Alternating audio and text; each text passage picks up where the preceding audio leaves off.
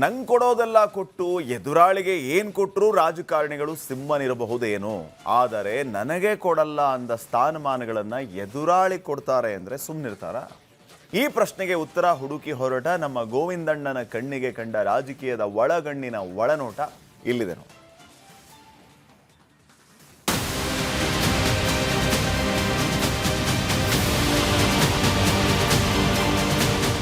ರಾಜಕೀಯದವರು ಹೆಂಗಪ್ಪ ಅಂದ್ರೆ ನಂದೊಂದು ಕಣ್ಣು ಹೋದ್ರು ಸರಿ, ಎದುರಾಳಿಯ 2 ಕಣ್ಣು ಹೋಗ್ಬೇಕು ಅನ್ನೋರು.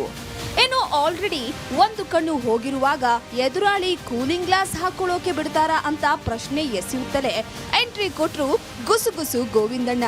ಅಲ್ಲ ಗೋವಿಂದಣ್ಣ, ನೀವು ಹೇಳಿದ ಮೊದಲನೇ ಸಾಲು ಅರ್ಥ ಆಯ್ತು, ಆದ್ರೆ ಅದೇನೋ 1 ಕಣ್ಣು ಹೋಗಿರುವಾಗ ಎದುರಾಳಿಗೆ ಕೂಲಿಂಗ್ ಗ್ಲಾಸ್ ಹಾಕೋಕೆ ಬಿಡ್ತಾರಾ ಕೇಳಿದ್ರಲ್ಲ, ಅದೇನ್ ಗೋವಿಂದಣ್ಣ?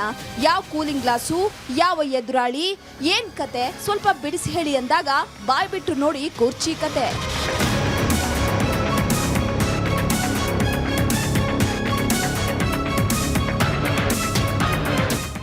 ಮೊನ್ನೆ ಸಿದ್ದರಾಮಯ್ಯ ಕೂತಿರೋ ಕುರ್ಚಿಯಿಂದ 3 ಕುರ್ಚಿ ಆಚೆ ಹೋಗಿ ಕೂತ್ರಲ್ಲ ಸತೀಶ್ ಜಾರಕಿಹೊಳಿ.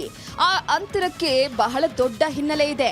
ಆದ್ರೆ ತಕ್ಷಣದ ಹಿನ್ನೆಲೆ ಏನು ಅಂತ ಕೇಳಿದ್ರೆ, ಬೆಳಗಾವಿ ಮೂಲಗಳ ಪ್ರಕಾರ ಕೆಪಿಸಿಸಿ ಅಧ್ಯಕ್ಷ ಬಿಕೆ ಹರಿಪ್ರಸಾದ್ ಅವರನ್ನ ಸಿದ್ದರಾಮಯ್ಯನವರು ಮಂತ್ರಿ ಮಾಡಲು ಮುಂದಾಗಿದ್ದರಂತೆ. ಅರೆ, ಸತೀಶ್ ಜಾರಕಿಹೊಳಿ ಕೆಪಿಸಿಸಿ ಅಧ್ಯಕ್ಷ ಸ್ಥಾನದ ಜೊತೆಗೆ ಡಿಸಿಎಂ ಸ್ಥಾನ ಅಥವಾ ಮಂತ್ರಿ ಸ್ಥಾನ ಬೇಕು ಅಂತ ಕೇಳಿದಾಗ ಅಡ್ಡಿ ಆಗಿದ್ದು 1 ಮ್ಯಾನ್ 1 ಪೋಸ್ಟ್ ಅನ್ನೋ ಫಾರ್ಮುಲಾ. ಆದ್ರೆ ಈಗ ಹರಿಪ್ರಸಾದ್ ಅವರು ಕೆಪಿಸಿಸಿ ಅಧ್ಯಕ್ಷರಾಗಿರುವಾಗ ಅವರಿಗೆ ಮಂತ್ರಿ ಸ್ಥಾನಕ್ಕೆ ಶಿಫಾರಸು ಮಾಡೋದಕ್ಕೆ ಕಾರಣ ಯಾವ ಫಾರ್ಮುಲಾ ಅಂತ ಕೇಳಿದ್ರೆ, ಡಿಕೆ ಶಿವಕುಮಾರ್ ಅವರ ಕಡೆ ಕೈ ತೋರಿಸಿದ್ರು ಅಂದಿದ್ದು ಕಾವೇರಿ ಮನೆಯ ಮೂಲಗಳು.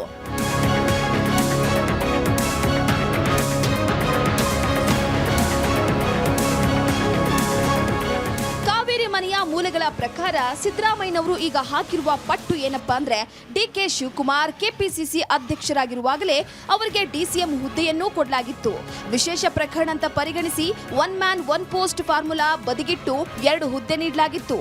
ಅದೇ ಮಾದರಿಯಲ್ಲಿ ಈಗ ಕೆಪಿಸಿಸಿ ಅಧ್ಯಕ್ಷರಾಗಿರುವ ಬಿಕೆ ಹರಿಪ್ರಸಾದ್ ಅವರಿಗೆ 2 ಹುದ್ದೆ ಕೊಡಬೇಕು ಅನ್ನೋ ದಾಳ ಉಳ್ಳಿದೆ. ಮೊನ್ನೆ ಸೋಮವಾರ ಅಂದ್ರೆ 6ನೇ ತಾರೀಕು ಬಿಕೆ ಹರಿಪ್ರಸಾದ್ ಅವರು ಸಿದ್ದರಾಮಯ್ಯನವರ ಕಾವೇರಿ ನಿವಾಸಕ್ಕೆ ತೆರಳಿ ಭೇಟಿಯಾಗಿದ್ದಾಗ ಈ ವಿಚಾರ ಚರ್ಚೆಗೆ ಬಂದಿವೆ ಅಂತಿವೆ ಕಾವೇರಿ ಮನೆಯ ಮೂಲಗಳು.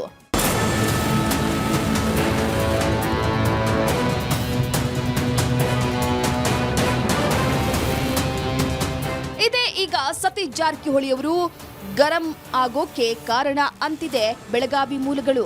1 ತಿಂಗಳ ಹಿಂದೆಯಷ್ಟೇ ಇದೇ ಪ್ರಪೋಸಲ್ ಹಿಡ್ಕೊಂಡು ಹೋಗಿದ್ದ ಸತೀಶ್ ಜಾರಕಿಹೊಳಿ ಅವರಿಗೆ ನೋ ಅಂದಿದ್ದ ಹೈಕಮಾಂಡ್ ಈಗ ಹೆಂಗೆ ಎಸ್ ಅನ್ನುತ್ತೆ ಅನ್ನೋದು ಈಗ ಕಾಡ್ತಿರುವ ಪ್ರಶ್ನೆ. ಇದಕ್ಕೆ ಕ್ವೀನ್ಸ್ ರೋಡಿನ ಕಚೇರಿಯ ಕುರ್ಚಿಯಲ್ಲಿ ಕುಳಿತವರ ಬಳಿ ಸಿದ್ಧ ಉತ್ತರವಿದೆ. ಅದೇನಪ್ಪ ಅಂದ್ರೆ 2028ರ ವಿಧಾನಸಭಾ ಚುನಾವಣೆ. ಅದಕ್ಕೆ ಪಕ್ಷವನ್ನ ರೆಡಿ ಮಾಡಬೇಕು ಅಂದ್ರೆ ಅಧಿಕಾರವೂ ಬೇಕು ಅನ್ನೋ ಪಟ್ಟು ಹಾಕಿದ್ದಾರೆ ಎನ್ನುತ್ತಿವೆ ಅದೇ ಕಚೇರಿಯ ಮೂಲಗಳು.